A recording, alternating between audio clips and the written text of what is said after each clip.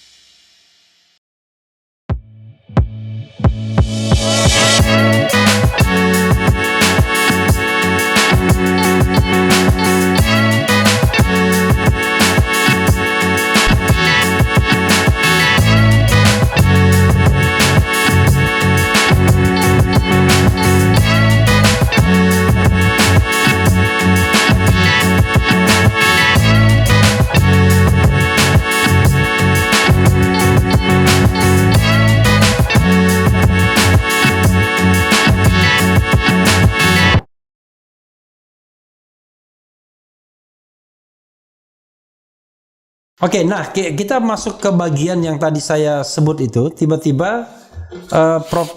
Taufik bicara mengenai PKI Gaya Baru, Komunis Gaya Baru. Dan saya tidak mendengar sekali aja, berkali-kali bahkan di media saya itu terus-menerus menggaungkan PKI Gaya Baru.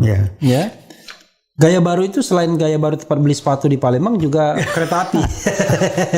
Kereta api Gaya Baru betul ada betul. Itu bagus. Ini jelek. Bahaya ini bukan cuma jelek. Silakan begini. Prof. Jadi ini cerita relat. Saya ulangi berkali-kali. Alhamdulillah dari TNI sudah dapat persetujuan, dia juga melihat itu. Sekarang sebagian orang sudah mulai melihat begini. Ini sebetulnya kebetulan. Jadi saya ulang lagi kembali dan saya tidak bosan-bosan. Akhir tahun 2015, rekan saya paparan, saya belum kenal dia. Waktu itu dia paparan di Balai Kartini, forum terbuka Purnawirawan TNI. Teman yang lain ngasih tahu, hadir nih bagus nih, mengenai apa? Mengenai paparan riset dia untuk ngambil S3 yang mengenai PKI, bukan PKI, Komunis Gaya Baru. Hadir saya, perempuan, cerdas, manis segala macam. Saya cuma ngeliat nih kok sesuatu yang baru gitu ya. Ya kita dengarnya ini ya karena paparannya cantik, cerdas gitu kan, menarik, semua orang dengerin. Jadi waktu kelar atau rehat itu saya datang ke depan, saya tanya, Mbak gimana ini? Saya kenalan, kita ngobrol. Pertanyaan dia yang saya ingat betul, waktu itu masih ingat Bapak percaya nggak paparan hasil riset saya? 15% saya bilang. 15%. Percaya. Kenapa nggak percaya? Saya bilang ada TAP MPRS, ada gini, udah nggak ada lagi. Ya mudah-mudahan Bapak benar. Saya khawatir saya benar. Kaget saya. Udah saya masih enteng lah. 1-2 minggu kemudian kalau dia paparan lagi. Di tempat yang sama, di forum Purnawirawan TNI Polri. Selesai saya datang lagi. Dia tanya, saya bilang sekarang naik 25%. Kopinya sini aja nggak apa-apa sini.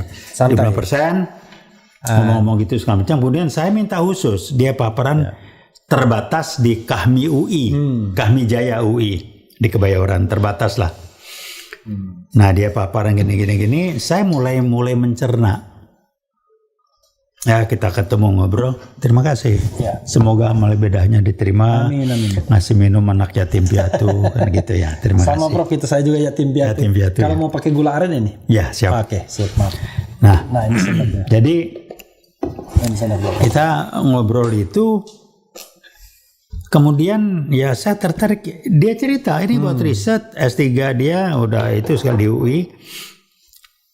Tapi yang terjadi berapa di kemudian setelah itu saya makin dekat. Saya bilang yuk keliling dah. Saya mulai percaya nih, makin lama makin jelas. Tapi apa yang terjadi? Nah ini yang penting dicatat. Mudah-mudahan PLBP dengar. Iya. Berapa waktu setelah kita ketemu itu, dia ngasih tahu saya, dia dipanggil oleh Pak LBP ke kantornya, dan dia ditemani oleh 2-3 temannya, di mana Pak LBP maki-maki dia. Maki-maki dia, dituduh dia macam-macam, antara lain tuduhannya itu dia kampanye buat Pak Prabowo. Saya jelasin, anaknya berani. Saya kenal juga enggak kok sama Pak Prabowo, dan ini buat ilmiah kok, riset saya kenapa. Tapi LBP ngamuk-ngamuk. Nah saya terus jadi coba bikin gambaran ada apa LBP ngamuk-ngamuk. Saya ngikutin gitu ya. Sampai kemudian berapa waktu kemudian teman saya ini menikah. Suaminya dari Angkatan Darat, sekarang kolonel dari Kopassus. Dan yang menarik lagi, ancaman itu tidak berhenti sampai di situ. Yang terjadi, nggak lama setelah begitu dia nikah, saya terus sebarin ini. Dia dibuang, menghilang. Yang anak ini? Anak ini menghilang sama suaminya. Anak ini berapa tahun kira-kira kalau sekarang? Dia menghilang tuh 2000 berapa ya? 2016 lah. 2017 kira-kira. Oke, 6 tahun yang lalu. Iya, menghilang. Dia cuma ngasih kabar. Usianya berapa kira-kira? Dia udah nikah waktu itu 20-an, awal 30-an mungkin. Oke, berarti kira-kira 35 sekarang mungkin. Mungkin. Oke. Dia dibuang, tanda petik, ke Indonesia Timur, nggak bilang kemana sama suaminya. Nggak ada komunikasi sama sekali, hilang. Nah kemudian. Namanya dia ASN. Dia enggak lah, dari instansi TNI juga lah. Oh iya sih. Yang riset ini ya, yang researcher ini. Iya, researcher itu. Saya cuma lihat dia cerdas itu aja. Cerdas, berani, konsisten. Iya. Kemudian berapa waktu kemudian 2022 nggak salah, tiba-tiba saya dapat kontak lagi. Dia ngundang saya untuk hadir di apa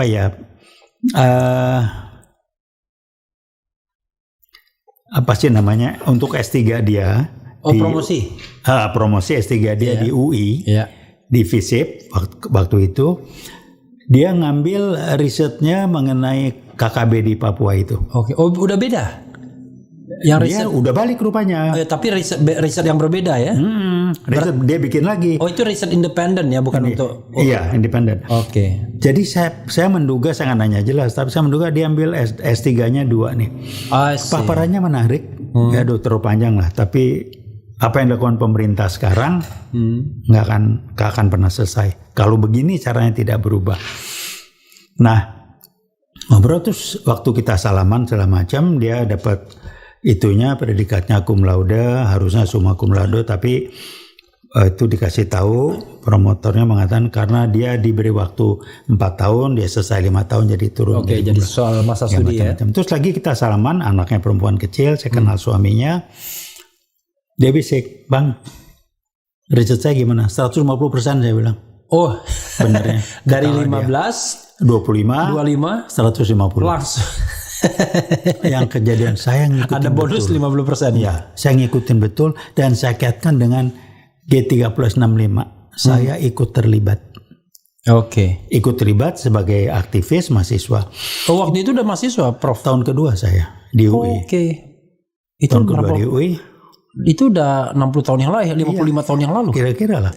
Jadi waktu G30 pecah itu, saya belum tahu nih yang jenderal yang dibunuh macam-macam itu. Saya datang ke Salemba, saya lihat teman-teman yang se-GMI ini kumpul di ruangan 8. Salaman, ketawa ini, peluk, ini ada apa? Yang CG?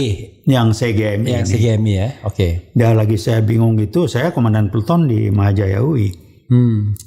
Senior saya, almarhum Farid Swazdi, saya dekat dengan beliau, datang, Fik, ini serius. Anda udah tahu kan, udah ini. Itu yang pengumuman dewan itu. Ini kudeta PKI, dia bilang. Kalau TNI tidak berhasil mengatasi, saya akan drop Anda senjata, jangan tanya dari mana, Anda lari ke gunung, kita melakukan perlawanan. Kaget saya. Oke. Umur saya 19-an kira-kira. Menarik dong ya. Iya. Jadi itu yang kejadian.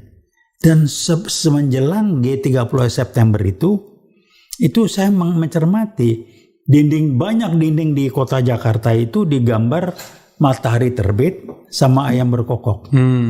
Itu ada apa nggak tahu. Belakangan saya tahu itu kuda. Terus ya kan di AMI juga di warning cabut papan itu cabang HMI saya nanti macam-macam gitu lah. Kok jadi serius gitu. Nah apa yang terjadi? Ya itulah yang disebut UN Jenderal, untung macam-macam. Saya ditarik kembali aktif di Majaya ikut operasi penumpasan G30 PKI. Oke. Sebelumnya saya itu sebagai Menwa. Ikut operasi penumpasan. Iya, kita juga link ke Kostrad, dapat kode, jadi kita bersihin sekitar UI lah. Jadi kita nangkep beberapa ada tempat-tempat PKI, kita dapat dokumen, nama saya pun ada di sana. Sih. Jadi dokumen yang mau dihabisin ya. Iya, jadi saya ngomong ke orang tua saya, ibu saya terutama, bilang udah kamu nggak usah pulang, kalau perlu doa aja, niat nawet macam udah nggak pulang, saya dikasih senjata di UI Salemba. Oke, rumah di mana waktu itu? Rumah di Jati Baru Barat dekat Cideng Tanah Abang. Oke, di Jati Baru ya? Jati Baru. Jadi nggak pulang-pulang di UI aja? Ya jarang lah, pulang paling seminggu sekali. Tapi UI-nya Salemba? Iya, kampus Salemba. Iya. Kita standby sana pakai senjata segala, ikut operasi malam. Di sanalah setelah selesai itu saya taruh baju, ikut gerakan yang 66 itu. 66 kita di jalan, kempas ban segala macam. Jadi apa yang saya lihat sekarang saya mulai pelajari sebelum G30 itu meletus, banyak hal yang mirip dilakukan oleh PKI Gaya Baru ini sekarang. Apa? Ulama diserang, ditusuk, TNI ada di Bandar Belsi dibacok, dipacul palanya, kayak gitu-gitulah. Jadi ini persis. Nah mereka sibuk waktu itu ingin membentuk angkatan kelima, buruh tani dipersenjatai. Angkatan kelima karena Polri masuk ke TNI waktu itu ya, jadi hanya angkatan kelima. Dan usul ke Presiden, PKI masih sangat dibantu Bung Karno lah. Nah ditolak, TNI Angkatan Darat keras sehingga nggak jadi. Saya pengagum Bung Karno, tapi saya berhenti menjadi pengagum beliau waktu beliau mengatakan G30S itu meletus. Saya kaget karena komentar beliau itu di luar dugaan saya. Saya nggak tahu mau Belanda apa, kinda rimple in the ocean apa gitulah, pembunuhan itu. Saya bilang loh kok begini? Dan PKI tidak dibubarkan, itu kelihatan betul. Buih kecil dalam samudera luas. Jadi cuma teriak-teriak kecil dalam gelombang reformasi. Kok mesti dilindungi? Sebelum PKI itu, waduh minta ampun, itu pawai, pakai karnaval PKI ini. Mainnya sama dulu namanya PDI itu ada dua. PD yang pro ke sana, Penny yang pro ke sana, Osa Maliki sama Osa Usep sama Asu Ali Surahman. Itu ke sana. Kita di UI mulai ribut, diserbu apa? Kita rame, senang aja umur kita segitu kan. Jadi saya ngalamin betul, dan betul-betul mereka tuh main di daerah itu keras. NU bagaimana NU diserbu, kiainya dibunuh sebelum 65, G30 dibunuh di macam-macam. Kemudian saat situasi berbalik, Jakarta alhamdulillah tidak begitu banyak dampaknya. Dan saya waktu itu masih pakai seragam. Saya sama teman saya, komandan saya itu pakai jeep terbuka. Kita mau lapor ke mana ya? Mau muter gitu, jalan ke Jakarta. Mampir ke yang sekarang dulu Paramount itu. Itu yang dari batalion yang bergeser dari Monas. Karena diancam Kostrad Pak Harto itu, dia parkir di situ. Saya mampir, untung gua nggak ditangkap. Kita ngobrol, ntar kita berangkat. Pakai seragam, bahas nyata. Jadi persis betul, dan saya tidak pernah lupa. Dan apa yang terjadi? Ya mereka putar balik fakta gitu. Mereka yang ramai itu di Jawa Tengah, Jawa Timur, Jawa Tengah kalau nggak salah ya. Mereka TNI bikin trisula segala macam, bagaimana Pak Harto bisa membuat tidak terjadi benturan dengan marinir, kakao segala macam. Dan Subandrio itu biang kerok memang. Aidit lari segala macam. Kita tahu betul lah ceritanya bagaimana PKI bermain omongannya sebelum itu. Sekarang tiba-tiba Kepres 17 2022 kata Komnas HAM, waduh, cari pembenaran aja. Dia cuman korban. Berapa banyak orang NU yang dibunuh? Iya. Berapa banyak santri-santri yang diserbu. Di Jakarta enggak terlihat di daerah. Di daerah. Jadi yang sekarang kalau dia korban enggak terlalu menonjol. Enggak, betul. Karena keburu dikendalikan. Kalau enggak Kopassus turun tuh. Kalau enggak Halim rame. Jadi siapa korban? Jadi korban kan tadi mau minta maaf. Iya. Coba minta maaf kita ribut. Iya. Nah diturunin dirinya tidak minta maaf. Sehingga saya mulai mencermati ini rejim nih ada PKI-nya, PKI Gaya Baru, rumornya ramai lah. Yang bekas PRD itu kalau kumpul di istana segala macam, sehingga ramai yang bukunya Bambang Tri, Pak Jokowi itu dicurigai PKI. Kok arahnya ke sana menggiring persepsi benar gitu loh. Iya. Karena hukumnya begini PKI komunis itu. Mereka tidak muncul kalau tidak dapat dukungan kuat. Untuk itu sejauh mana dukungan kuat, dia akan pakai test the water. Oke. Ulama ditusuk, nih ditangkap orang gila. Dia udah nyusup ke oknum-oknum polisi. Mana prosesnya? Nggak ada. Oke. Kemudian nyerbu ini segala macam. Dan terakhir ya mulai. Nah saya membaca peta ini. Apa yang diriset oleh teman saya itu benar. Itu yang disebut kudeta konstitusional. Mereka main di peraturan, DPR dikuasai segala macam. Di sisi lain ada lagi yang secara fisik membuka peluang invasi teritorial lewat baju TKA. Saya bukan kata saya. Saya ketemu Jenderal Pensiun Purnawirawan, saya sebut namanya Pak Yunus Sosvia. Saya datang awal 2017 dengan dekan saya ke sana bertiga. Kita ngobrol, kita tanya soal itu. Beliau bilang, mata tentara saya mengatakan dari TKA yang masuk itu minimal 60% itu tentara Cina. Tahun berapa itu? 2017 awal. Ingat saya. Datang ke rumahnya. Karena yang ngasih saya udang itu, Letjen Yayat Sudrajat mengatakan waktu di dalam sidang Anton Permana sebagai ahli mengatakan itu adalah suku yang terlatih dari bangsa Han katanya, TKA itu. Istilahnya ya. Iya. Karena mereka wamil kan ya, gitu. Jadi mereka punya kemampuan militer semua paling tidak. Karena saya nggak kaget.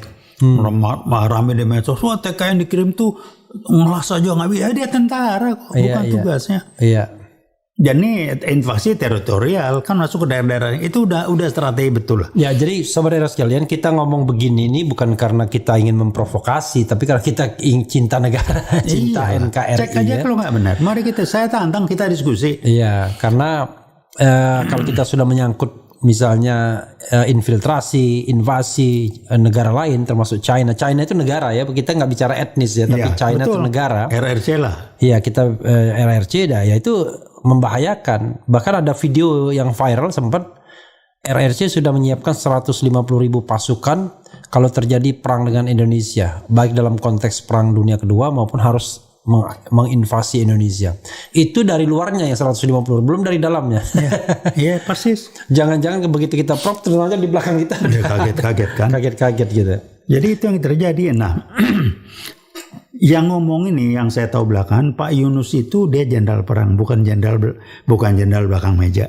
Iya, Pak Yunus operasi di Timur ya dulu ya. Dia kalau nggak salah sempat jadi komandannya Pak SBY, Pak Prabowo segala macam. Gitu. Kemudian lagi ngobrol-ngobrol, saya kan tempo hari 2014 itu ya bantu Pak Prabowo lah di tim apa. Jadi kita ngobrol-ngobrol apa itu dengan beberapa purnawirawan yang lain, mereka yang membenarkan. Jadi saya bilang ini serius. Dan yang menariknya adalah seperti strateginya itu mereka membungkus diri mereka tidak sebagai komunis, kapitalis. Jadi itu yang dipakai. Kemudian mereka tidak pakai. Kenapa disebut gaya baru oleh teman ini? Karena dia berbeda. Jadi jangan pakai ukuran komunis yang kita kenal dulu. Karena pertama kali saya ngomong, wah nggak ada komunis kan udah nggak ada, Cina aja udah kayak gitu-gitu. Mereka gini segala. Itu yang mereka lakukan. Tapi ciri-ciri yang mereka tidak bisa hilangkan, adanya central committee yang ngatur semuanya. Adanya cuman satu partai dan agama tidak diperbolehkan. Ini udah pasti. Orang puasa nggak boleh tuh di Uyghur. Ya Uyghur. Dan yang menarik, teman saya dari ormas tertentu sama komandannya Barakas ceritanya bagus. Wah ini gini. Saya bilang itu Uyghur. Wah dia berontak. Rupanya dekat nih rumors. Mungkin ya, mungkin nggak tahu lah. Biasa share karpet merah. Itu kan biasa. Orang kalau datang diundang, saya bilang Anda datang jangan diundang dong. Iya. Datang diem-diem ke sana. Saya bilang. Dia nggak ngalamin, lebih muda dari saya ngalamin. Oh iya, kalau diundang kan sudah disetel semua. Disetel semua yang bagus-bagusnya. Iyalah. Lalu kita disuruh bercerita, nggak? Iya semua. Apa yang mereka lakukan? Ciri-ciri komunis lain, propaganda. Teman saya, Cina udah hebat. Saya bilang tolong dijawab. Kenapa waktu Taiwan, Korea Selatan dan Jepang berkembang tidak ada cerita seperti ini? Ini propaganda komunis, saya bilang. Oh, maksudnya coba cek. Tidak dibangga-banggakan seperti sekarang. Propaganda kan kita ini orang-orang yang bukan yang ini membangga-banggakan. Bahwa disampaikan fakta betul, tapi kenapa lagi Jepang, lagi Korea Selatan, Taiwan, apalagi kemudian bilang ngapain demokrasi apa-apa, itu buktinya Cina tanpa ini. Iya, kan? Betul. Nah itu yang saya lihat, wah udah jadi. Terus apalagi fakta, baca di medsos kan, LBP komentar, jangan dirazia anak-anak muda yang pakai kaos itu mode. Anda bayangin what does it mean? Saya dapat informasi waktu G30 mulai tengkurap, omnya lari ke luar negeri. Saya ngomong sama Pak Salim Said, omnya itu terlibat G30, kata Salim Said. Dia kan ahli sejarah ya. Kayak gitu. Jadi paham saya. Biar PLBP dengar lah, nggak apa-apa, saya nggak pusing bang, ya buktiin aja. Kenapa ya? Kemudian maaf saya harus mengatakan, Pak Jokowi dikendalikan atau memang dia terlibat? Katanya di medsos, mudah-mudahan bukan hoax ya. TNI Polri dilarang Malaysia, logo PKI segala macam. What does it mean? Apa nih maknanya? Gitu. Kan mulai ketemu. Nah, saya coba kumpulkan file. PKI hukumnya tuh sederhana. Kalau dia belum merasa kuat, dia belum muncul. Test the water dipakai. Aku bangga jadi anak PKI. Dia masuk di DPR. Orang ribut nggak? Enggak. Oh aman. Test case lagi yang lain. Orang gila tusuk ini. Terakhir test case menunjukkan betapa beraninya dia. Kepres 17 tahun 2000. Ya mungkin sebelumnya ribut di Morobe. Saya membaca petanya. Tapi sekali lagi ya, ini kita bicara sesuatu yang berdasarkan perspektif apa yang dipahami, apa yang dicermati oleh Pak Prof. Taufik Bahauddin ya. Jadi kalau misalnya ada another perspektif, ayo silakan datang ke sini berdebat misalnya. Boleh, siap. Jangan mengkriminalkan. Nah, iyalah. Nah, kriminalisasi. orang nggak mau berdebat tapi mengkriminalkan payah juga. Itu kriminalisasi, itu cara-cara PKI. Iya. Contoh, saya dapat berita aja, Alvin Lim dikerjain. Iya. Kenapa? Kan dia menurut saya dia megang data dan dia vokal. Iya. Dan serius katanya. Fisiknya berat, ini susah betul masuk rumah sakit. Kemarin itu datang anak istrinya ke sini. Si Kate itu ya. Kate Victoria sama Fiorucci istrinya. Iya, datang ke sini, kita podcast langsung dan memang itu. Jadi dia sudah gagal ginjal, sudah gagal jantung. Jadi fungsi ginjalnya itu di bawah 5% kalau nggak salah sudah. Udahlah harus cuci darah kan? Iya harus cuci darah, tapi itu yang dipersulit. Jadi memang supaya dia meninggal di sana. Iya. Itu cara, kalau bukan cara PKI cara apa? Kedua yang kecil, contoh kecil-kecil lah, Gus Nur. Iya. Mubahalah kok dia ditangkap segala macam. Saya dapat informasi dia dikurung di sel, digabung dengan teroris, digabung dengan narkoba, dengan enggak jelas. Salahnya apa, sudah diperlakukan seperti. Ternyata kenapa saya tanya? Dia ternyata orang yang istilahnya kalau pesantren bilang orang yang istiqomah lah ya, sholatnya rajin. Di tempat sulit pun dia sholat, diajak. Itu membuat dia dianggap wah ini Islam yang berbahaya. Kenapa? Target PKI Gaya Baru kan ngancurin Islam minimal sekuler. I see. Coba lihat Aran. Jadi kalau yang kira-kira tegak lurus itu nomor satu itu radikal. Iya. Jadi padahal kita tahu Islam itu ada mukmin apa yang itu ya, muksan segala macam termasuk. Nah itu nggak boleh tuh. Yang boleh Islam yang KTP lah, yang cuman ritual aja. Ya, moderat. Mau istilah dia moderasi. Dikembangkan macam-macam. Moderasi beragama. Kayak gitulah moderasi beragama. Kemudian strategi yang mereka lakukan diam-diam. Khotbah itu cuman urusan bagaimana jadi orang baik, masuk surga sendiri, bicaranya hablum minallah. Iya. Diarahkan ke sana. Masjid tidak boleh menjadi tempat mendiskusikan kehidupan. Iya. Jadi nggak boleh ngomong kehidupan nyata. Iya, untuk gobloknya tanda petik. Ya. Banyak hotip-hotip yang kemakan. Nggak boleh ngomong ini. Dia, inilah strategi PKI ya begitu, halus lewat tangan-tangan orang lain. Iya. Ada jenderal satu yang sebut jenderal Baliho, dia kan bukan PKI. Iya. Urusan apa dia? Iya. Nah, kemudian test case lagi yang besar. HTI dibubarin, kita diam. FPI dibubarin, masih diam. Dibunuh, masih diam. Iya. Oh, ditambah berani dia. Ditambah berani. Jadi menurut Prof Taufik itu rangkaian ke sana semua ya? Iya, itu satu-satu strategi. Jadi kita bilangnya KGB ya, kereta gaya baru nih. Ya, ini istilah yang dipakai teman saya itu. Kenapa jadi PKI? Begini, Cina mengendalikan langsung. Ya, bagusnya malam ini kita bilang KGB. KGB. Ya, komunis gaya baru, KGB. KGB betul. Ya. Jadi Cina bikin komunis gaya baru. Dia kendalikan dan dukung habis yang di Indonesia. Ya. Saya pakai istilah PKI, kalau komunis nanti dianggap bukan PKI kan. Mindset kita kalau PKI udah tahu. Tapi kalau komunis kayak menjadi di bahasa dan mindset kita akan bilang komunis kayak baru itu tidak sama dengan PKI. Saya pakai istilah PKI. Nah, yang menarik lagi, saya lupa tahun berapa, saya diundang oleh Gubernur Lemhanas waktu itu Pak Wijoyo segala macam hadir di diskusi atau seminar rekonsiliasi, bagus itunya. Saya dari itu hadir. Akhirnya saya di sesi siang, setelah makan siang, saya dapat kesempatan bicara. Saya bicara dari sebagai alumni UI, saya bilang. Dengerin gitu kan. Saya ngomong, didengerin, tapi begitu saya mulai, kita berbicara, saya sebut PKI gaya baru, masih diam.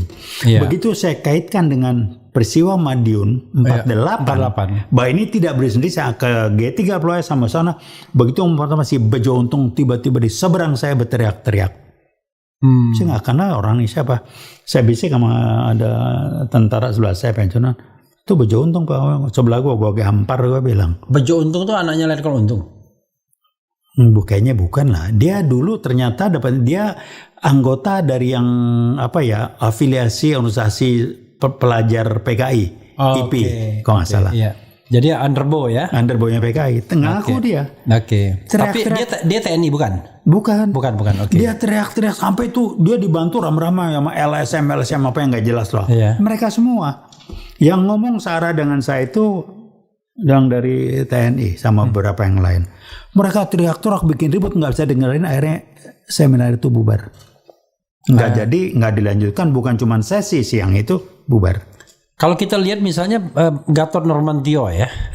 Itu kan baik sebelum maupun sesudah menjadi Panglima TNI, itu kan mengungkapkan itu ya. Bahkan dia mempeloporin nonton lagi film G30 PKI.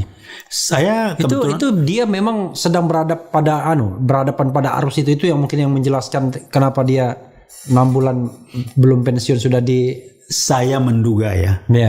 Yang saya dengar sih gini, saya ketemu beliau lah berapa tahun yang lalu di fase teman-teman kita dari ketemu beliau.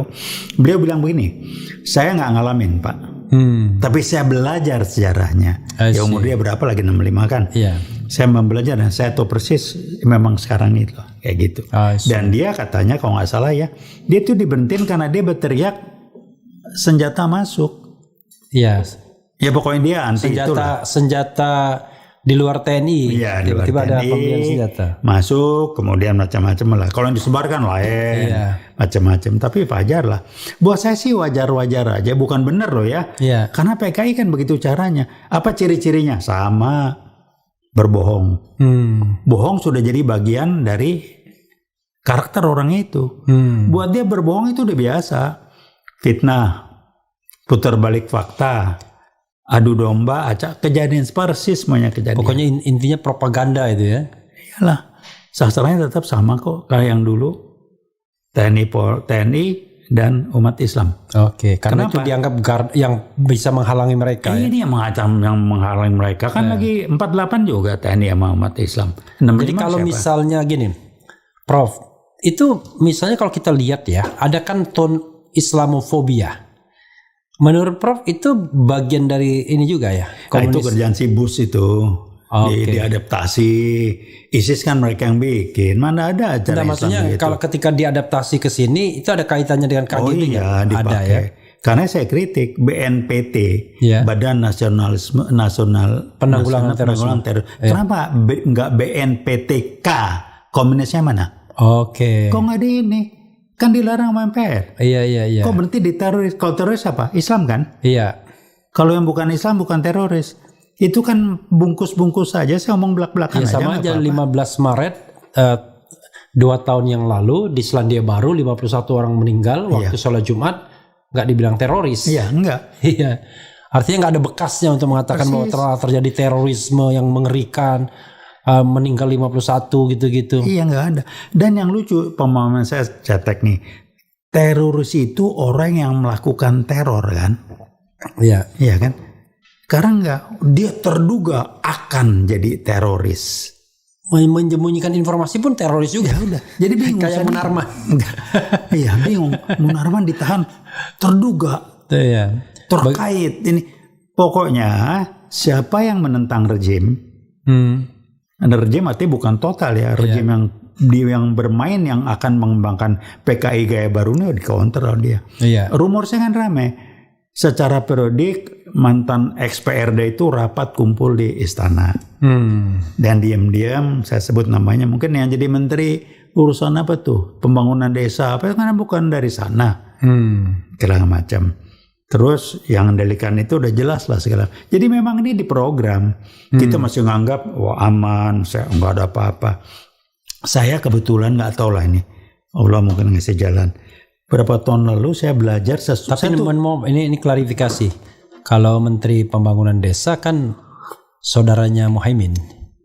Bukan pembangunan desa, tapi yang urusannya apalah. Oke lah, ya yang lain ya. Oke. Namanya Pak Budiman Sujatmiko. Jadi apa beliau? Jadi apa? Tanya. itu ya oke lah itu. Apa jabatannya? Silakan. Ya, oke. Bukan menteri tapi yang jelas bukan menteri ya. Ya bukan menteri. Ini bermain. Ya. Nah, yang dilakukan adalah bagaimana mereka melakukan sesuatu tapi dia bersembunyi di bawah permukaan. Beda sama PKI zaman 65. 65 48 tampil dia enggak. Dia pakai tangan orang lain, dia papari pikiran orang lain yang bukan PKI. Riset teman saya mengatakan salah satu ormas terbesar akan disusupi. Yang satunya gagal, yang gagal Muhammadiyah, yang disusupi NU. Oke. Itu yang riset yang dilakukan yang awalnya cuma 15% tadi percaya. Itu kejadian loh. Kok jadi Banser Menteri Agama ngomong azan gonggongan anjing ini layak nggak sih? Iya. Kayak gitu itu. Jadi itulah contoh. Sekarang apalagi jejak sejarah dihilangkan, mulai pemutarbalikan fakta. G30 dilarang, di stop supaya orang mulai lupa sejarah. Tolong lihat pelajaran sejarah sekarang, ada nggak cerita pemberontakan PKI 48? Saya khawatir di buku sejarah nggak ada. Dipasang menteri, saya tantang berapa kali di viral video, mari kita diskusi. Bisa merubah kampus jadi kampus merdeka lah, inilah itu, sejarah nggak penting. Ngomongan apa itu? Jadi dia bukan akademisi lah. Saya mungkin tidak tahu masa lalu, tapi saya tahu masa depan. Oh itulah. Iya betul, tapi harus bertahu lah ya. Jadi memang semua di set. Yang dipegang dua, yang habis. Menteri Pendidikan, urusan sejarah, Menteri Agama. MUI berusaha dijinakan. Kalau udah urusan Islam ini kan yang punya MUI dong. Soal gonggongan anjing. Atau mungkin kalau kita analisis, namanya analisis ya, ini kan kebebasan akademik juga. Sebenarnya kan kita ada persaingan laten kan antara kanan dan tengah kiri kan. Tengah kanan tuh Islam dan tengah kiri nasionalisme. Pada zaman dulu tengah kiri itu ada PKI-nya. Iya.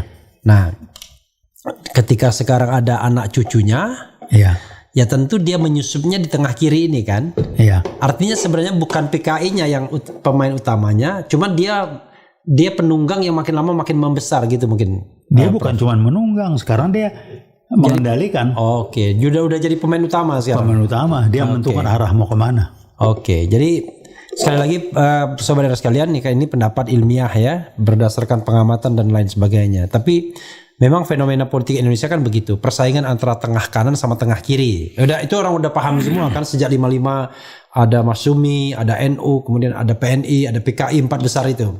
Nah, begitu PKI dibubarkan, ya tentu spektrum politiknya nggak mungkin dia ke tengah kanan, ya kan, nggak mungkin dia, tapi dia pasti berkumpulnya di sini. Tapi namanya politik infiltrasi tadi kan masuk ke TNI, masuk ke Polri, masuk ke Ormas Islam, itu sangat mungkin terjadi kan. Dan dia sistematis melakukan. Sistematis, program dia lakukan terus kok. Reformasi 98 itu ulah mereka. Dan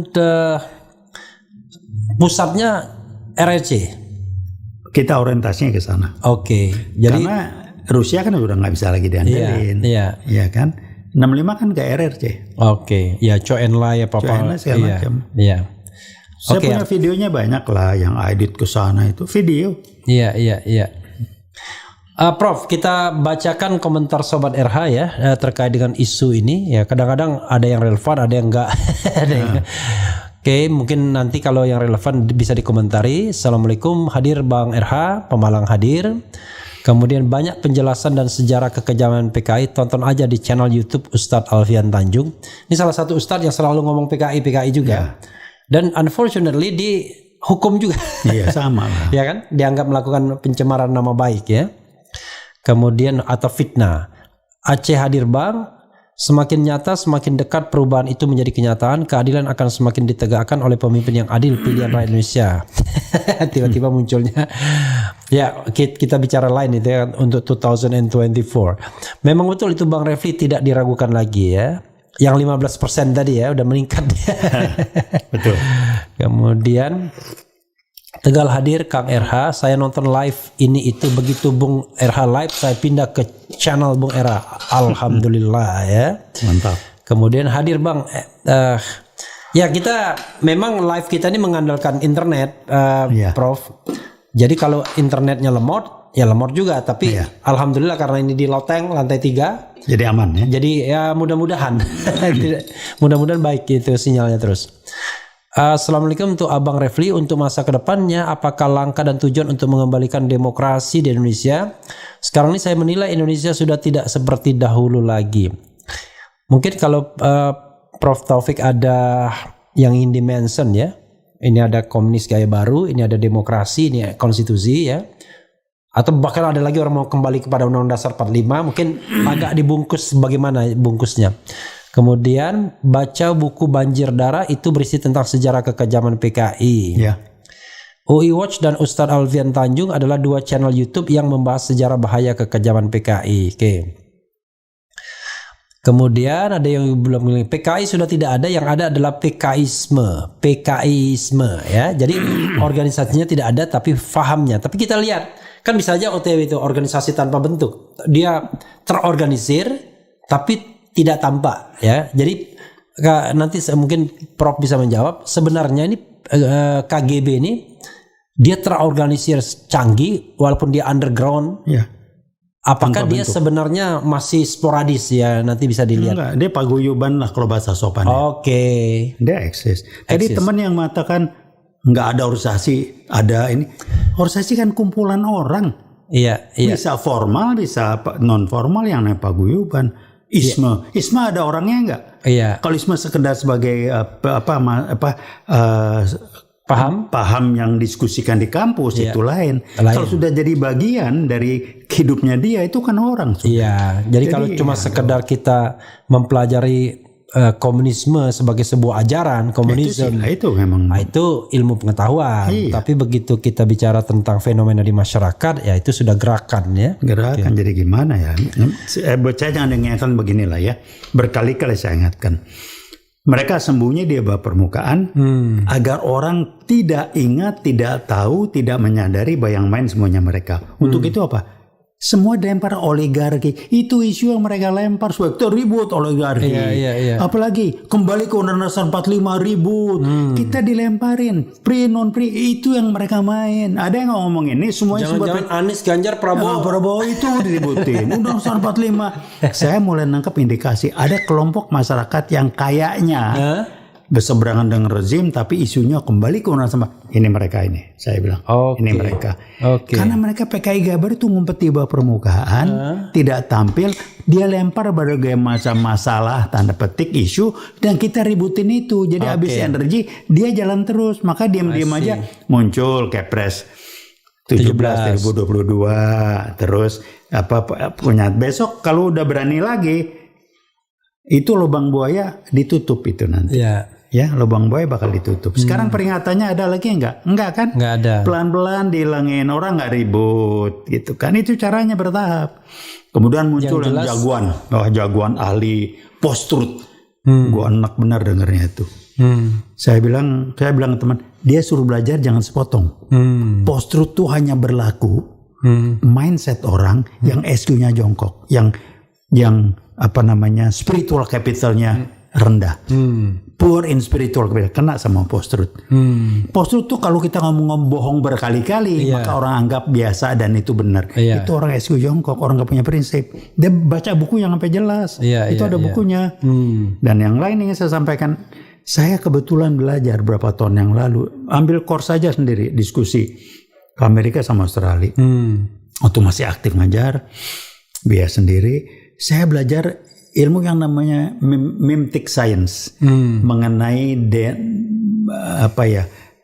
biopsychosocial DNA, terjemahnya DNA non biologis orang. Itu menjelaskan bagaimana situasi sekarang ini dan trennya itu bergerak ke arah orang-orang itu ini sejalan dengan pendapat dari Dana Zohar tahun 2000 yang mengembangkan SQ yang disebut dengan ini kejadian. We are not colorblind, we are spiritually dumb. Jadi memang ada sebagian orang itu tidak terkait dengan jenjang akademis, jabatan segala macam, yang kerja sel otaknya itu baru bereaksi terhadap suatu peristiwa kejadian kalau kena dampaknya ke dia. Itu yang dibilang empatinya belum tumbuh. Kalau pokoknya dia merasa dia hidupnya nyaman-nyaman, aman-aman aja, nggak pusing. Makanya PKI mau penguasa kayak apa nggak pusing. Yang penting gue nggak dirugiin gitu. Ini banyak. Nah PKI baru bermain di sana. Muncul isu post-truth, bohong berkali-kali, tetap aja lo pembohong. Saya bilang orang bohong tuh ciri-ciri, salah satu ciri-ciri PKI berbohong. Jadi ini ke PKI Gaya Baru ini anak cucu PKI, bisa dibilang begitu. Iya, tidak semua, tapi mereka yang tidak merasa salah orang tuanya, dendam, sakit hati segala macam. Dan itu ada ya? Ada. Jadi mereka merasa bahwa orang tuanya dihabisi padahal mereka tidak salah. Iya. Jadi dendam sejarah itu menjadi turun-temurun begitu. Betul, dipelihara jadi terus. Dendam dan ya dikendalikan Cina kan punya kepentingan. Iya, jadi walaupun 55 tahun sudah berlalu. Iya. Lebih 58 tahun berlalu, tapi tetap dendam itu ada. 48 sampai 65 berapa puluh tahun? Iya. Kira-kira kan gitu kan. Sehingga generasi yang ngalamin itu udah makin sedikit. Yang muncul generasi baru itu yang dikerjain oleh mereka. Dan kita memang sejarah itu dihapus pelan-pelan. Makanya Menteri Pendidikannya dipasang orang yang seperti itu. Satu lagi. Yang tidak peduli sejarah ya? Ya, tidak penting. Nggak penting sejarah. Nah, ini satu lagi penting, serius. Saya kebetulan di UI mimpin unit unit kerja khusus UKK, Pusat Pengabdian Masyarakat UKK PPM UI. Satu unitnya saya pimpin, namanya Studi Talenta dan Brainware UI. Saya pimpin. Kegiatannya dua lah, satu yang urusan bisnis, pelayanan masyarakat, satu yang pengabdian masyarakat. Ini non bisnis. Sebagai unit pengabdian masyarakat, karena teman-teman di UI, ini ngomong di UI kok diem aja nih. Saya nulis surat resmi ke ketua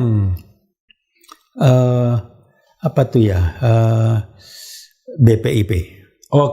Badan Pembina Ideologi Pancasila. Saya tulis ke Prof. Siapa tuh?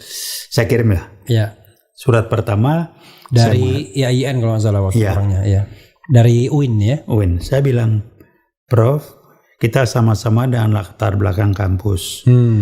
Saya beritahukan, referensinya silakan cek bukunya ini, bahwa Pancasila itu bukan ideologi. Pancasila adalah dasar negara dan falsafah bangsa. Artinya dasar negara dia adalah sumber hukum. 5 nilai Pancasila itu adalah primary values. Jadi sumber itu dari sana semua. Itu. Jadi tolong itu dibenahin. Iya. Karena nggak benar istilahnya. Karena kalau Anda pakai ideologi dibina, Anda mendegradasikan. Dari dasar negara sekedar sebagai ideologi. Bukunya ini Bung Karno sendiri yang ngomong. Saya kasih referensi. Karena ideologi itu tidak mengikat. Tidak mengikat. Yang mengikat itu dasar. Persis. Jadi kalau dia misalnya menjadi dasar hukum itu mengikat dia. Kan beda. Nah, teman saya yang di Dewan Pembina mengatakan, Bang, nggak akan jangan harus dibalas lah. Oke, nggak apa-apa. Tapi saya bilang UI sudah berbunyi. UI punya tanggung jawab. Surat kedua sebulan kemudian saya kirim.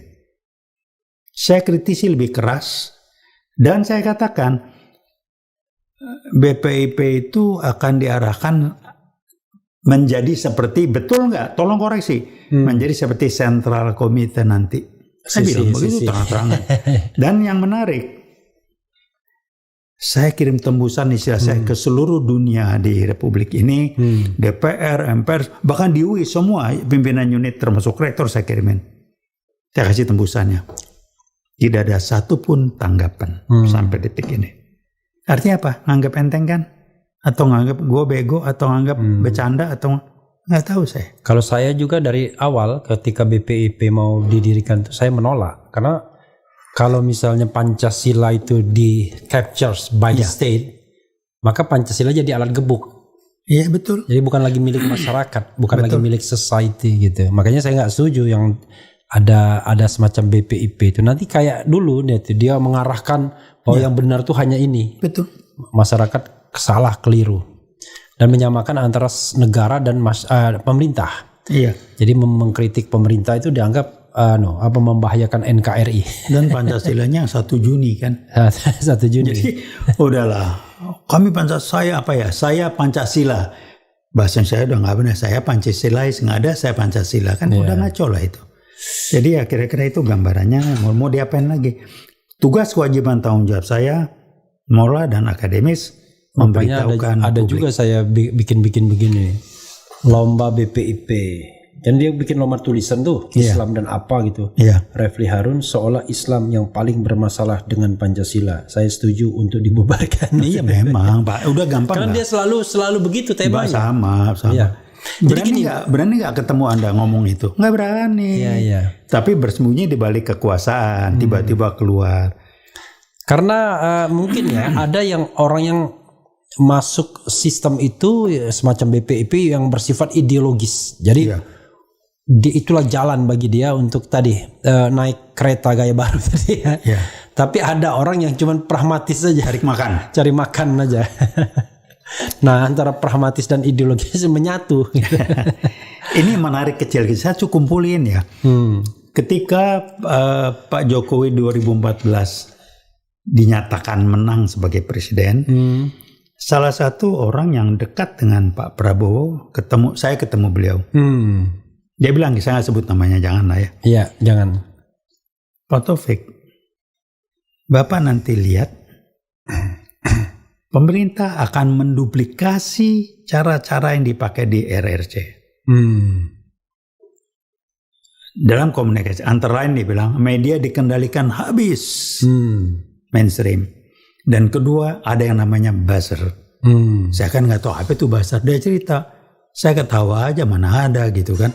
Sama coba Anda lihat, buzzer pakai dibayar, duit dari siapa? Dana dari mana kalau bukan dana maling? Makanya impor rajin. Tidak mungkin dipakai dari dana resmi. Nggak mungkin. Pasti dana belakang itu. Dan masing-masing elit itu ada buzzernya gitu. Selain buzzernya kekuatan yang formalnya. Itu di tiap grup WhatsApp itu masih ada buzzer masuk. Ada yang terang-terangan terbuka, ada yang nyudi, semua grup. Ini apalagi di channel ini. Wah, ada itu ya. Banyak buzzer. Pokoknya ada yang namanya langit biru, ada yang namanya pokoknya kerjanya ngatain aja pokoknya. Nggak apa-apa cari makan. Iya. Dia kalau nggak ngatain nggak dapat duit. Karena coba kita lihat di mana yang tukang ngatain nggak muncul. Haran kakak pembina. Kalau cari makan, kalau saya bilang kasenin aja lah.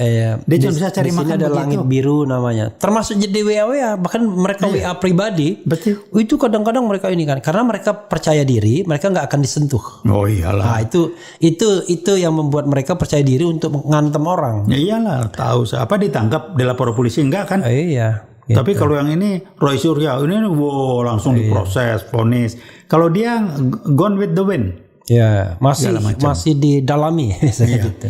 Saya kan bilang teman-teman di UI udah nunggu nih, nunggu waktu aja nih Bang katanya. Oke. Nunggu trigger silakan saya bilang. Saya bukan apa umur gue udah segini, umur kan baru 35. Kalau umur sebetulnya masih ya semangat 35 lah. Tapi saya shock ternyata 78. Untung orang yang pernah naik ke loteng ini tidak hanya yang 78, 80 pernah. Kiai Haji Suyuti Toha. Wih, mantap itu. Itu malah 2 kali. Wah, aman. Oke. Gitu. Coba kita bacakan lagi Prof beberapa hal ya. Yang bertanggung jawab terkait hukum, politik, dan stabilitas adalah Menko Polhukam. Channel ini berani nggak undang Mahfud MD? Jadwalkan dong. Ini bukan soal berani nggak mau nggak Pak Mahfud? Nah iya betul. Bukan soal berani nggak berani. Dulu Prof Mahfud terus terang teman saya. Waktu kenal dekat ya? Iya kenal dekat. Waktu saya promosi, saya minta khusus dia menguji saya, ya kan. Kemudian sebelum dia masuk MK, saya MK duluan.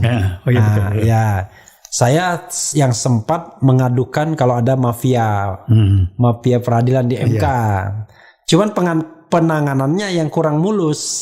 Malah saya yang mau dikriminalisasi.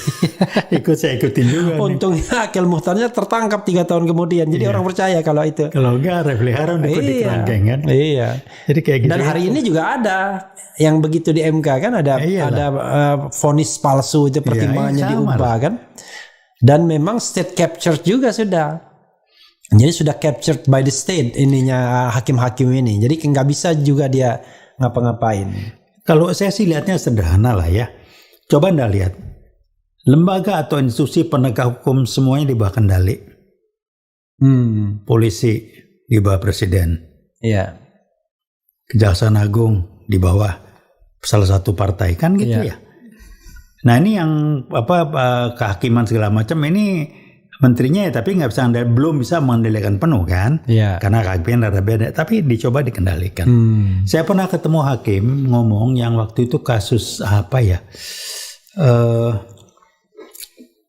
Lupa saya. PLN apa Pak Edi Widiono macam-macam. PLN itu kalau Edi lupa Widiono. saya. PLN itu. Dia pokoknya yang sidangnya mundur-mundur. Saya sempat ngobrol sama beliau, saya lupa namanya. Saya cuma dapat kabar dia ngomongnya rada beda. Saya dapat kabar bahkan dia dipindah ke ujung dunia di mana lah. Jadi cuma itu bisa secara administratif dia bisa dikerjain kan. Walaupun secara proses hukumnya nggak bisa oleh kementerian ini. Tapi dia karir orang. Jadi Anda bisa lihat lah. Saya cuma mengimbau Pak SBY tolong merenung lah. Saya kritik beliau. Waktu beliau jadi presiden kan rumorsnya saya dengar. Beliau janji periode kedua Polri tidak akan dibawa presiden. Janji. Kalau emang betul. Akan dibawa presiden. Tidak dibawa presiden. Tidak dibawa presiden. Oke. Itu kan nggak benar itu polisi dibawa presiden. Iya.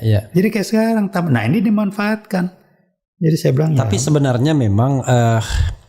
Ya ini sudah memang kita menata reformasi kepolisian itu memang kebablasan banget tuh. Bukan kebablasan sih, memang diarahkan ke sana. Kita nggak tahu dia orang nggak sadar ya bilang PKI gaya baru bermain, arahnya kan ke sana. Gitu. Sambo, kasus kilometer 50. Iya. Jelas itu kok nggak ditindak. Padahal itu ya makanya dia bilang. Ya Poldanya nggak ditindak. Kata buta tuli tolol kata si Anu itu. Kan yang terlibat tangan kanan Sambo. Iya. Kan hadir di sana lagi tampil paparan. Yang Hendra ya. Hendra, kok nggak ada apa-apa? Jelas kan? Dia ngaku gini, ada tindak lanjut Kak? Enggak. Kapolri, saya cuma bilang saya prihatin. Beliau punya keterbatasan Kapolri kan. Jadi ya udahlah gitu. Kemudian Densus 88. Teroris musuh Islam. Jadi memang diarahkan ke sana. Jadi Islamofobia dari itunya si Bush Amerika dimanfaatkan dengan ISIS-nya itu. Karena yang membuat kita prihatin itu selalu rilisnya BNPT itu ya. Iya. Ada partai yang disusupi radikalisme. Kenapa nggak partai disupin komunis? Iya, dia nggak pernah bilang disusupi komunisme. Pokoknya selalu radikalisme partai ini. Kita nggak jelas partainya apa itu. Itulah. Jadi saya cuma komen. Nah ini saya juga menghimbau juga pada Pak Boy Rafli kan. Iya. Kita kenal juga. Ya kadang-kadang kalau kita bicara tentang good governance, clean government itu kan ada tadi yang ada dua jenis tadi kan, ada yang ideologis, ada yang pragmatis. Kalau yang ideologis memang ada the grand design. Tapi yang pragmatis ini kan banyak. Hanya untuk menghidupi lembaga juga bisa gitu. Betul. Ya kan? Jadi biar lembaganya tetap eksis. Selalu lempar isu-isu itu. Iya betul. Gitu. Jadi penting kan? Jadi penting. Anggaran nambah kan? Iya. Itu. Nah itu yang persoalan. Termasuk juga ya cybercrime misalnya. Iya. Itu kayaknya tukang ngadu-ngadu itu juga untuk meng-lift up ini juga aktivitas gitu. Nah kita ini saya ingat Bung Karno, alasan kita merdeka ini mau jadi golden bridge, jembatan emas menuju masyarakat adil dan makmur. Wah iya betul. Kan begitu. Kata Bung Karno, kalau nunggu kita semua hati kita merdeka sampai kiamat kita nggak akan merdeka. Makanya kita merdeka dulu. Iya betul. Lalu di seberang itu golden bridge itu, di seberang itulah kita bangun kemerdekaan yang sejati. Ini setelah 70 tahun lebih. Malah kita takut ya. Bung Karno menurut saya sih dirusak, disusupi oleh si Aidit ini. Muncul gagasan Nasako. Tadi kan Bung Karno nggak begitu. Lalu represif jadinya. Jadi itu Nasako. Yang tadinya dia berpikir bagaimana memerdekakan hati bangsa Indonesia. Jadi malah represif. Nyadar lah beliau, kasihan aja. Tapi saya respect tetap apapun ya. Nah lagi, kenapa saya bilang bangsa ini butuh presiden yang punya leadership dan leader tapi smart. Ya, jadi leadership bukan dealership ya kan? Kita butuh dealer, bukan kita butuh leader bukan dealer. Iya, ini dealer. Saya kenal ya Pak Jokowi lah dulu ini, saya udah nggak usah komentar, cuma nggak ngomong aja. Jadi mau diapain? Jadi kalau mau begini terus ya silakan. Saya mengatakan, termasuk teman-teman Iwat, prinsip kita simpel, lakukan yang terbaik dan jangan pernah jadi penonton, karena itu tanggung jawab kita. Pilihan Anda penonton atau Anda ikut main dan berusaha yang terbaik. Saya bilang do the best. Kita sepakat. Hasilnya lillahi ta'ala. Veritas, probitas. Karena kalau kita bicara mengenai tugas profetik, tugas kenabian, amar ma'ruf nahi mungkar, yang nggak boleh kalau kita diam aja melihat kemungkaran, dosa kita. Jadi memang pilihannya adalah ya tadi, memang kan kita ada berusaha untuk memisahkan antara urusan dunia dan akhirat. Seolah-olah dua hal yang terpisah. Betul. Padahal kemarin Prof saya main-main walaupun, tapi serius omongan saya. Kita ini membutuhkan pemimpin yang tidak hanya material leader, tapi juga spiritual leader. Maksudnya apa? Pemimpin atau presiden yang mendorong sebanyak mungkin rakyat Indonesia atau warga negara Republik Indonesia masuk surga. Ketawa orang. Nanti di surga di alam baka sana ditanya, dari mana? Indonesia. Wah, keren ya kan? You are from the Muslim population in the world. Wajar kalau paling banyak di surga ya kan? Jangan sampai kemudian kita Islam paling banyak tapi di neraka semua. Walaupun kesannya main-main, maksudnya serius. Itu kan ada kaitannya hablum minallah hablum minannas itu satu two side in one coin. Jadi betul. Nggak bisa. Nah, tapi oleh komunis gaya baru termasuk para buzzer-buzzer ini mau dipisahkan. Harus. Jadi karena dia tahu ini kekuatan ideologis kanan ini, kalau sudah bilang Allahu Akbar, mati pun gak ada masalah. Karena dasarnya belief. Belief. Kan hukumnya begini, saya belajar ginian lah ya. Orang yang melakukan satu dasarnya keyakinan, kekuatannya sama dengan 100 atau 1000 orang yang melakukan sesuatu berdasarkan kepentingan. Yang satu dasarnya transaksional, hitung-hitungan gue dapat apa. Yang satu gue melakukan karena keyakinan. Nggak akan sama. Nah satu lagi barangkali saya mengatakan, ini bidangnya saya belajar. Tuhan itu menciptakan ini di dan Azhar mengintroduksi yang namanya kecerdasan spiritual. Dia adalah induk sumber dari semua kecerdasan manusia. Harusnya disebut dan Azhar mengatakan the age of intelligence. Harusnya IQ kita pun basisnya SQ. Apa? Kita bisa ini, pinter ini. Sekolah tinggi-tinggi tujuannya buat apa? Buat memberi manfaat orang lain. Sebaik-baiknya manusia ada yang bermanfaat. Untuk transaksional itu IQ.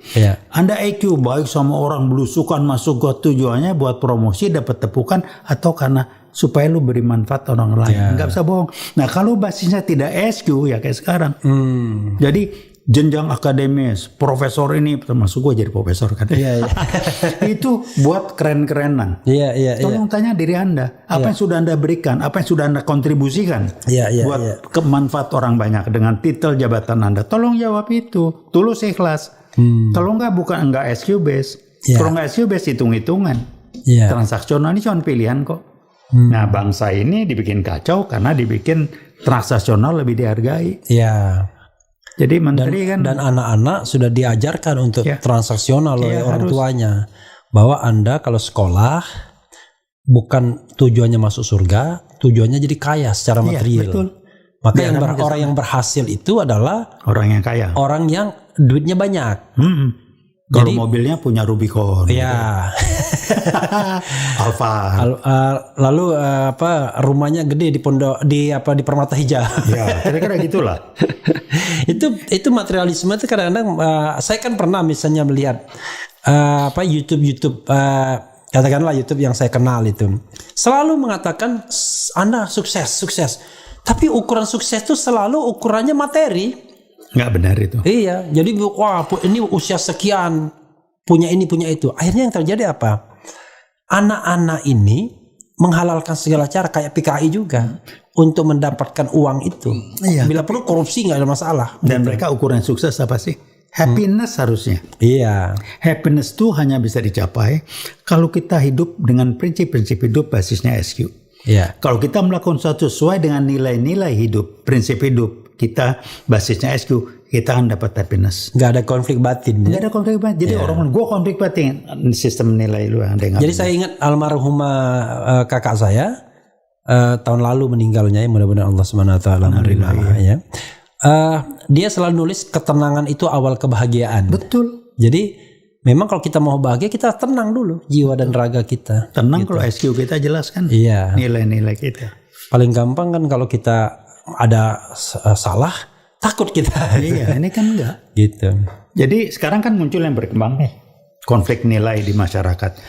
Yang satu mengatakan Anda itu baru korup, Anda itu baru maling kalau ketahuan dan divonis pengadilan Anda maling. Ya. Kalau enggak Anda enggak maling.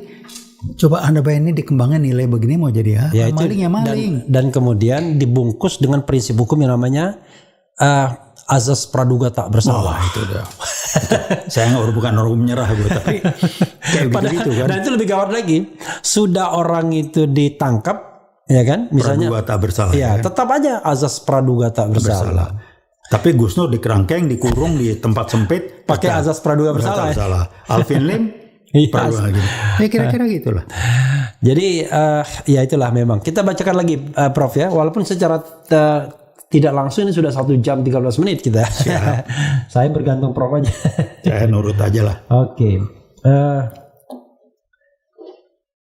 Assalamualaikum warahmatullahi wabarakatuh. Nggih Bang RH saya menyimak. Bang Taufik, Bung Refli sukses dan semangat. Wah, enak juga walaupun usia senior dipanggil tetap Bang ya. Tapi bukan Taufik yang satunya. Ini Taufik yang lain ya. Sepakat dengan mengangkat komunis gaya baru yang memang fakta tampak jelas. Gejala dan tindakan sudah jelas terjadi, cuma masih melakukan persiapan untuk mengkudeta negara di saat situasi bangsa terjadi perpecahan, dan saat itulah gerakan nyata akan muncul di Republik ini. Siap. Kenapa? Kemudian kenapa Pak Harto tidak diculik? Berarti terlibat. Kami jawab KPD PKI. Ketika Jenderal Nasution lolos dari PKI, beliau meminta Pak Harto menghadap. Realita Pak Harto menyelamatkan Jenderal AH Nasution. Itu pendapatnya. Presiden 2024 berjiwa Pancasila, berwawasan Nusantara, faham kultur budaya Indonesia yang penerus Jokowi. Maksudnya ini ada pendapat ya. Yeah. Banyak londo ireng. Oga Ahmad jadi penerus Jokowi. Ada juga yang menganggap namanya pro kontra. Sangat banyak PKI gaya baru muncul di media dengan mengupload video putar balikan fakta sejarah dengan sekarang ini untuk mendoktrin, menyerang otak masyarakat. Khususnya kami pun terperangkap itu ya. Mudah kok mengetahui neo PKI, ciri-cirinya ketika dikit-dikit ngomong kadrun. Ya, itu aja. Tapi gini ya, Prof ya. Tanpa harus menyebut nama ya, ini kan junior prof di UI ya, yang kalau ngomong itu hebat sih, di luar mainstream terus kan, memang viral terus, tapi kok sangat peka sekali dengan misalnya berbau Islam. wah kalau ada yang negatif sedikit langsung angkat gitu ya. Kalau saya udah bilang begini, kenapa channel ini kritis? Karena saya bilang konsep saya ini hukum tata negara, konstitusi, yaitu menjalankan hak sebagai seorang warga negara, yaitu menyampaikan pendapat, gagasan dan kritik. Karena itu tujuan saya adalah pada penguasa. Kenapa penguasa? Karena dia yang menentukan hidup kita. Iya betul. Kan begitu. Dia mainkan kartu lah ya. Iya. Nah karena itu kita yang keep on eye kepada mereka. Ini enggak keep on eye kepada society yang berbau-bau Islam. Apa aja. Bahkan KM50 misalnya diolok-olok gitu. Terima kasih kepada Polri atau Polda Metro yang sudah mengantarkan bertemu dengan 70 bidadari. Itu kan mengoyak rasa. Sesuai itu arahan gitu. Kakak pembina. Kan duitnya dari sana. Udah gampang lah bacanya. Gitu aja ya. Kalau saya gampang. Kalau dia mengantem Islam, merusak Islam, memperlemah adu domba TNI, udahlah DPKI. Minimal dia pendukung PKI, sadar tidak sadar dia dipakai oleh PKI. Udah gampang, nggak usah ngeles lah. Itu kata-katanya ya. Sadar tidak sadar. Sadar ya? Tidak sadar. Ya.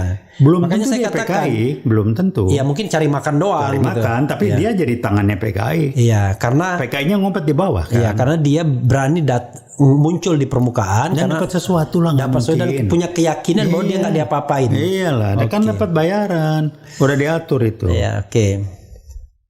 Jadi gampang-gampang aja bacanya kok kalau mau baca. Kemudian apa lagi nih ya? Tokoh sing sering ngemeng PKI itu Gatot Nurmantio. Sewaktu jabat panglima yang bersangkutan bisanya nangkap angin doang. Ini ada yang ngata-ngatain gitu biasa ya? Iya biasa lah. Apakah ada partai yang tahu PKI itu sendiri di partainya? Terus saya dengar PKI Gaya Baru itu lebih bahaya karena sudah masuk sendi-sendi pemerintahan. Apa benar, Bung Prof? Ya, silakan Prof. Jadi sebenarnya gini, orang akan tanya daya rusak, ya. Jadi menurut Prof ini daya rusak PKI Gaya Baru ini seperti apa? Sekarang gini, untuk bisa tahu, mari kita bandingkan dengan pemerintahan antara SBY, situasi sebagai bangsa negara amburadul mana sekarang ini? Satu itu bandingannya gampang. Jadi secara objektif. Objektif kita bandingin aja. Korupsi, saya nggak bilang dulu nggak ada, tapi sekarang kan udah gila-gila dianggap biasa. Sampai menterinya, saya sebut Menteri Keuangan, ngirim pesan yang tidak langsung tersirat. Kasarnya korupsi nggak apa-apa asal jangan pamer. Itu jadi, kan pesan tersiratnya disampaikan ditangkap publik begitu. Dan akhirnya semua institusi bilang begitu. Nggak boleh pamer. Jadi yang nggak boleh pamer bukan korupsi. Itu kan begitu. Apa nggak rusak? Dan kenapa? Ini hukum manajemen saya pakai. Mau debat boleh. Kualitas suatu organisasi dari yang terkecil sampai yang terbesar, terkecil itu keluarga, yang terbesar itu bangsa dan negara adalah cerminan kualitas orang nomor satu di organisasi tersebut. I see. Gampang kok bacanya. Anda baca buku apa aja lah. I see. Jadi kalau kualitas keluarga ini anaknya ngawur, itulah kualitas orang nomor satu di sana. Ini normal ya di luar nabi-nabi nih. Nah. Kualitas masyarakat, desa, kualitas desa kayak apa? Lihatlah kualitas kepala desa.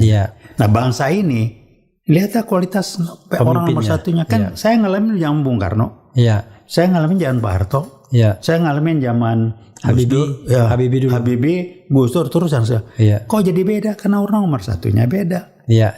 Nah sekarang apa ciri-ciri PKI lagi? Tanpa sadar. Kalau apa jelek, Orla yang jelek itu. Orla itu yang nggak benar. Pernah disebut nggak? Karena PKI mengatakan paling salah itu Orba. Kenapa? Orba lah yang menghancurkan PKI. Balas dendam ini kan tersirat, orang nggak nangkep. Karena dia ngalamin zaman Orla kayak apa. Hidup kita susah. Bung Karno saya mengatakan sayang. Dia terakhir disusuin PKI dengan konsep nasakomnya, kecemplung dia. Tadinya luar biasa. Kita disegani, kita ditakuti. Dua presiden yang membuat bangsa ini disegani dan ditakuti, Bung Karno dan Pak Harto. Dialah leader. Gus Dur sih ya leader tapi waktunya pendek. Bentar. Dua inilah, yang lain maaf bukan leader. Ya belajar gituan. Kok tanya apa dasarnya? Gampang, ada ciri-cirinya kok. Apa ciri-cirinya leader? Orang trust dan respect. Walaupun kita berseberangan, tapi kita respect. I see. Nah, kalau yang bukan leader nggak akan mampu. Yang bukan leader itu mainnya di sistem, aturan, hukum. Itu bukan leader. Leader manusianya, mindset orang yang digerakkan. Iya. Aturan bisa lemah, tapi leadership kuat ya. Iya, jadi orang nurut tuh karena respect, karena trust. Bukan karena ya transaksional, enggak lah. Ya ini udah amburadul lah, bandingin aja. Saya mengatakan mau diskusi boleh, nanti Bung Refli siapin tempat kita ngomong, boleh diskusi. Iya, jadi bidang saya loh ya, jangan ngomong yang di luar kompetensi saya. Jadi sahabat era sekalian, apalagi yang kita banggakan hidup di era reformasi ini, kecuali bahwa kita masih ada ruang bagi demokrasi menyampaikan pendapat. Tapi kalau itu pun dikriminalisasi, direpresi, ya sudah, kita balik kepada zaman totaliter ya, otoritarianisme.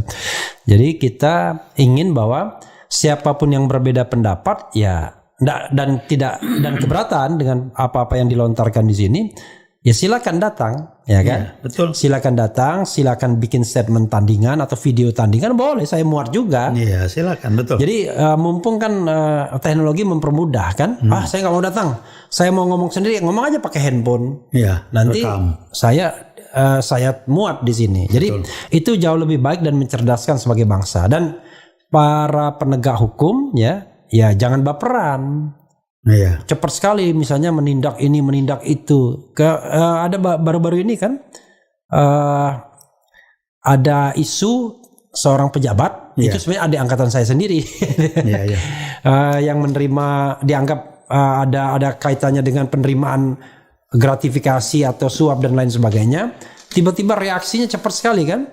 Dan ketika laporan balik, cepat banget dijadikan tersangka orang yang dilaporkan itu. Nah ini menurut saya, ya kita harus, patokannya harus good governance, clean government. Itu kan SQ. Iya. Dan SQ-nya jongkok udah lupain aja lah gitu. Saya ya, Prof, saya kalau bilang misalnya jadi pemimpin, saya pengen begini betul pemimpin itu. Kalian saya angkat jadi menteri untuk membantu saya. Ya. Kalau kalian dihina warga negara Republik Indonesia yang kalian harus layani, kalian diamkan saja. Nggak usah, itu hak mereka. Tapi kalau kalian tidak tahan, kalian berhenti jadi menteri, itu laporkan kalian ke polisi, tapi Anda sebagai warga negara biasa juga. Mestinya kan begitu kan? Yeah. Jadi ada equal treatment jadinya. Betul. Kalau ini misalnya ada menteri ngaduin warga negara biasa, lalu ngaduin polisi di bawah kekuasaan eksekutif, kan nggak imbang jadinya. Jenaka lah. Iya. Kan gini hukum di manajemen tuh. Kenapa saya mengatakan kualitas ini adalah gambar? Karena yang angkat pembantu-pembantunya orang ini. Iya. Pembantu benar nggak benar kan dia milih. Iya. Kalau sekarang gini, ini nggak usah ngomong manajemen nih. Iya. Menteri ikut saingan jadi ketum PSSI. Iya. Bedakan ya, PSSI cabang olahraga dengan ketum misalkan tenis meja itu beda. Iya. Kok ngurusin begituan ya? Kok presiden diam aja? Iya. Padahal sebelum tidak boleh ngerangkap, terus kemarin kemana aja gitu. Jadi dan tidak hanya itu, Prof. Di dalam Undang-Undang Kementerian Negara itu jelas larangannya. Nggak boleh kan? Tidak boleh merangkap organisasi yang dananya baik seluruh maupun sebagiannya itu bersumber dari APBN dan atau APBD. Tapi Menteri Sri Mulyani katanya jabatannya 30 apa gitu. Makanya saya tanya. Tapi dapat honorarium. Saya udah diem aja. Makanya saya bilang 30 itu ada kemungkinan ex officio. Nah kalau ex officio, oke, tidak terhindarkan. Kalau dia jadi anggota DPR berarti MPR juga. Yeah. Yang kedua, karena undang-undang, oke. Tapi yang agak susah ini 3 ini. Karena mau melindungi sesuatu, kan biasanya gitu kan, atau tambahan tambahan penghasilan. Kan gini, saya ketemu dengan salah satu menteri BUMN, udah nggak lagi lah. Yeah. Dia cerita, emang dia dapat titipan dari nomor 1 untuk menaruh orang jadi komisaris. Yeah. Yang dia katakan, saya kan komplain, kenapa Anda terima, karena orang nggak becus nih perintah. Oke. Tapi yang saya lakukan adalah komisaris tidak boleh ikut cawe-cawe urusan direksi. Udah dia cari makan aja. Ini kejadian. Yang sekarang sama, tapi cawe-cawe. Dan menterinya pun gak ada ngurusin. Jadi saya bilang nih, kenapa? Ya memang orang nomor 1-nya memasang dia buat ngaco kali. Yang masang menteri agama siapa? Yang ngomong gonggongan anjing. Kok gak ditegur? Yang menteri ini jabatnya. Dan yang paling lucu adalah ada menteri yang diangkat sejak awal sudah kampanye untuk jadi calon presiden. Kok didiemin itu? Malah di endorse, bukan hanya didiam tapi di endorse malah. Jadi saya bilang ya udahlah, saya cuma mengatakan ke teman, untung gue udah nggak ngajar lagi di fakultas. Kalau gue ngajar organisasi ataupun manajemen, gue nggak jawabnya susah gitu kan. Kecuali gue bilang itu ngaco. Jadi kan nanti kalau Prof ngajar manajemen, anak muridnya tanya, best practice-nya di yang mana ya? Nah itu kan susah. Saya kan bisa praktisi. Cuma teori doang on the paper di atas kertas. Kacau. Jadi kalau saya misalnya bicara tentang, memang paling ribet di Indonesia ini adalah conflict of interest. Orang nggak paham yang namanya conflict of interest itu, seorang malaikat pun nggak boleh. Contoh misalnya, Ketua MK mengatakan, apakah karena kedekatan keluarga menjadikan integritas kita? Enggak, kita enggak mempermasalahkan integritas Anda. Tapi bahwa seorang malaikat pun kalau ada conflict of interest itu harus mundur. Ya nggak boleh itu. Karena bias pasti, sekecil apapun bias. Nah, walaupun dia meyakinkan tidak akan bias, tapi orang yang mencari keadilan udah nggak percaya.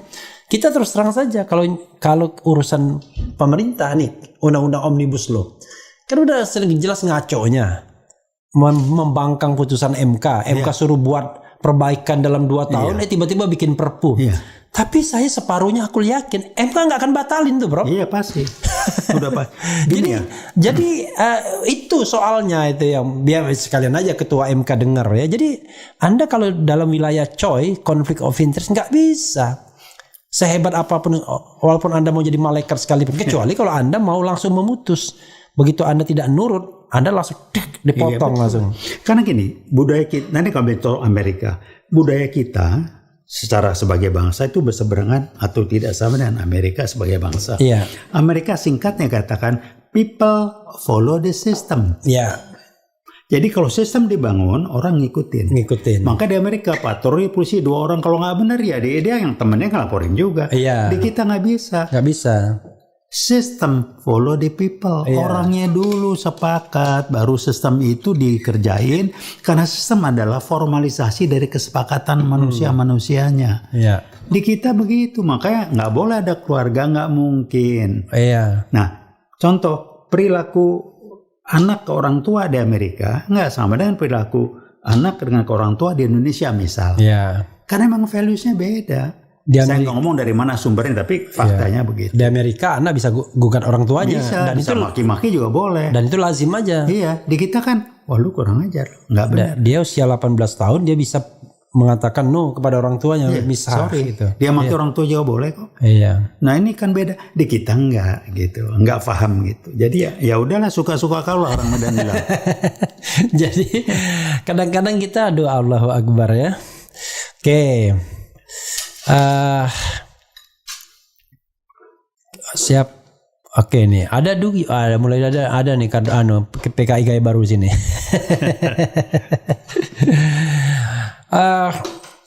Jadi ada 2 bagian yang ingin saya mention ya. Jadi what should to be done? Apa yang harus kita lakukan? Yang dilakukan simple. Jangan diam aja terhadap langkah-langkah rencana PKI Gaya Baru. 1.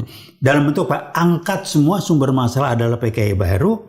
Jangan kemakan isu oligarki kembali udah sama. Itu mainan mereka, sehingga kita nggak ngomongin ini. 1. Kedua, begitu keluar bahwa dari HAM siapa yang ngomong? Nah, saya ngomong konsep HAM. Konsep HAM Barat dengan Indonesia nggak sama. HAM Barat itu semua orang punya hak untuk ngomong apapun. Di kita boleh, asal lu tidak mengganggu, bertentangan dan nilai-nilai lingkungan di mana lu jadi bagian lingkungan. Komunalitasnya itu harus ada. HAM-nya nggak sama. Kita mau pakai yang mana? Jadi konsep aja udah nggak paham nangkepnya. Menurut HAM siapa yang ngomong ini? Kasus 50 HAM-nya di mana? Ya, jadi memang udah PKI itu bohong segala macam biasalah. Jadi lawan mereka, angkat ke permukaan, fahami, sadari bahaya G30S jilid 2. Yang kalau ini sampai terjadi, ini akan dahsyat betul. Karena malah bisa jadi jilid 3 karena kan 48 kan? Kalau 48 3 nih. Kalau 48 jilid 1. Yang ketiga, saya anggap 48 belum ada jilid lah ya. Tapi boleh aja. Itu masalah letupan-letupan biasa. Ya belum ada jilid karena gue belum tahu kali. Jadi boleh aja lah. Tapi yang jelas ini kalau sampai meledak tidak dikendalikan seperti Pak Harto dulu, korban banyak dan saya mengatakan berdarah-darah. Mudah-mudahan tidak terjadi dan saya keliru kayak riset itu. Oke. Tapi ngeri betul kalau kejadian. Prof, closing statement Prof ke kamera. Apa aja mau disampaikan ke kamera sini? Dekatkan ini Prof. Baik. Nah, jadi yang ingin saya sampaikan cuma pesan beginilah. Mari kita lihat ke diri kita, periksa diri kita. Apa sih prinsip hidup Anda atau apa sih nilai-nilai hidup Anda? Sebagai contoh, setiap orang harus tahu untuk apa, mau jadi apa kita nanti. Apa pegangan kita, nilai-nilai hidup, yaitu apa yang jadi pegangan kita untuk kita melakukan sesuatu, mengatakan sesuatu, diri kita maupun orang lain benar atau salah yang kita yakini. Nah, tolong kaji, ukurannya apa? Pancasila itu 5 nilai-nilai utama, kalau diparsen lagi jadi Bapak nilai-nilai inti ini dipakai 5, itu jadi pegangan kita, ketuhanan Maha Esa itu ada penjabarannya. Nah, PKI Gaya Baru itu sudah tidak sama dengan Pancasila. Bukan yang Juni loh ya, yang Agustus kita sepakati. Nah, tolong kita menyadari dan tolong bangun nilai-nilai tanggung jawab, kepedulian. Jangan nunggu kebentur baru kita bereaksi. Jangan gini. Kenapa sih lu yakin gak dengan bahwa Allah nentuin segala-galanya? Agama apapun, ada yakin kan Tuhan yang memutuskan.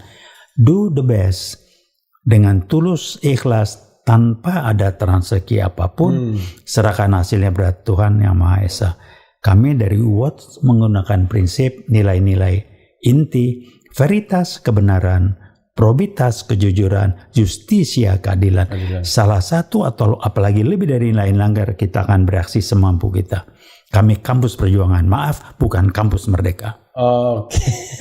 Gue jaket kuning kampus perjuangan, capek gue. Jadi kampus perjuangan itu jelas ya, kampus merdeka itu nggak mengawang-awang. Iya, perjuangan itu putusan rektor kok. Iya. Rektor waktu di Salemba diputusin. Iya.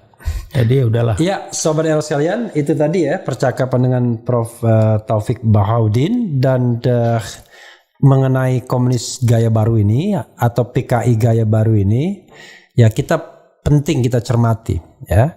Jangan sampai kemudian ketika ternyata sudah di depan kita, belakang kita, samping kita dan kita tidak siap ya. Baru kaget-kaget karena kita menginginkan negara ini menjadi negara yang mengantarkan sebanyak mungkin orang ke surga. Iya, betul. Bukan mengantarkan sebanyak mungkin orang ke neraka. Wassalamualaikum warahmatullahi wabarakatuh. Waalaikumsalam warahmatullahi wabarakatuh.